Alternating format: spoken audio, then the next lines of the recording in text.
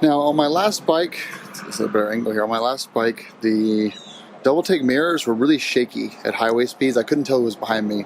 So I was actually kind of happy to get rid of that bike and sell the mirrors with it. But here we are again, giving it a second go. But this time I'm going to do it more methodically. I've only ordered one mirror. And I'm going to install it and try this out. Hi, Porter. I'm going to install this on one side and we'll do a video on it. So to install this, you're just going to lift this up to reveal the below part. All you care about is the bottom piece right here.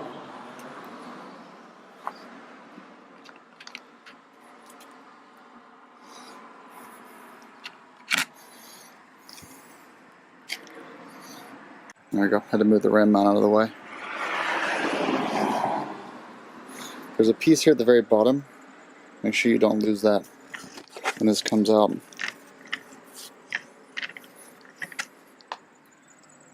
There it is on the ground. Almost lost it. Alright, hang on to this. Just a little washer to keep everything tight. Alright, so DoubleTake sells these BMW balls. And I'm sorry, I'm a child today. Let's grab this and I'll unpack everything and get it set out. There we go. My mini Beaumont tripod here. And all this is a Ram ball, but you get the BMW one, or the one that's made for BMW bikes, because these have a unique thread, and it's a long thing. So you could just buy the mirror from Adventure or from DoubleTake, and it worked fine. The holder here is the B201UC from Ram. All right, so let's screw this in. See if this should work, right? Actually, I might end up reusing this. Let's see if we need it.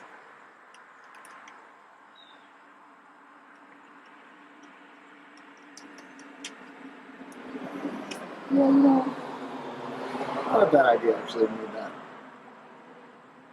That'll be fine. Okay. Grab that. Grab this. And boom, we're done. Let's turn this forward. There we go. These things look great, don't they? They do not move. That's for sure. Alright, so we're going to cut now. We'll go to the next clip where I'm going to ride around a bit. I'm going to check the mirrors between both of these and see how they do comparatively to the old style.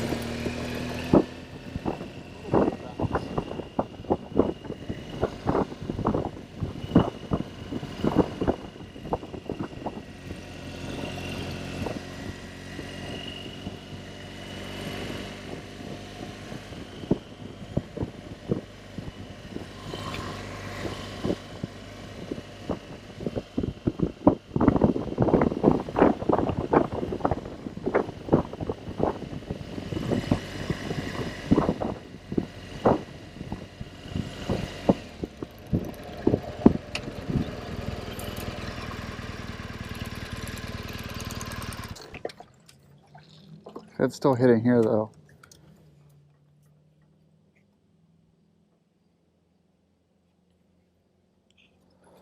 Now is that still going to hit there?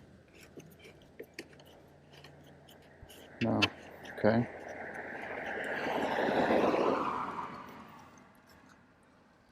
Now, is that going to work though? I guess that'll work. Tighten that down all the way.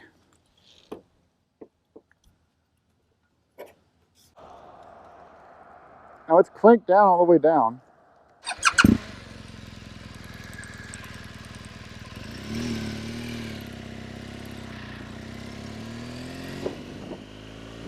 That's a little wobble though.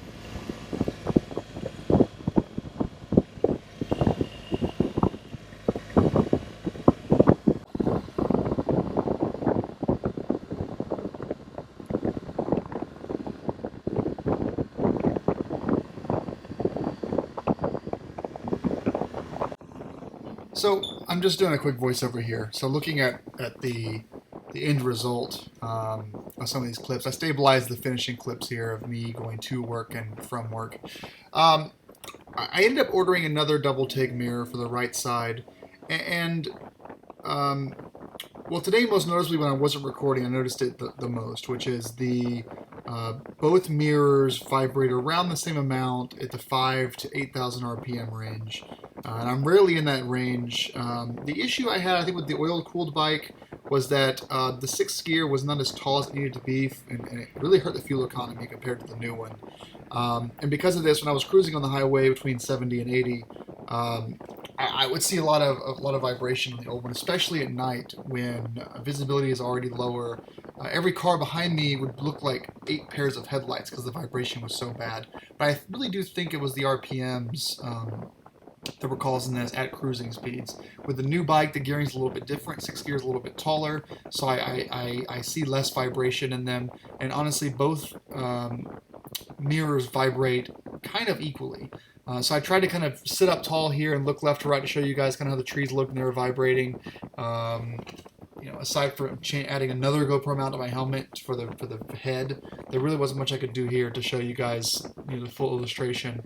But touching at both sides, they vibrating about the same. And I actually took a set of pair of pliers to the left adventure mirror today and really tightened it down as hard as I could to reduce all of the vibration completely, and it's getting to where it can't even move on the ball joint there. So I've done all I can. The vibration does sort of is trumped by the practicality of these. Has a much larger field of view than the stock mirrors, and obviously they're fold. You can fold them in. You can take them off completely. You don't have to run them all the time. They're highly flexible. With the OEM mirrors, the downside is that if you do move them too much, you might actually make the bolt loose, and then if you don't have a pair of pliers with you, you can't tighten them back up. So I'll leave you guys out with the rest of this clip here of me getting on the highway, but overall I'm going to stick with the adventure mirrors on the water-cooled GS Adventure. Thanks for watching.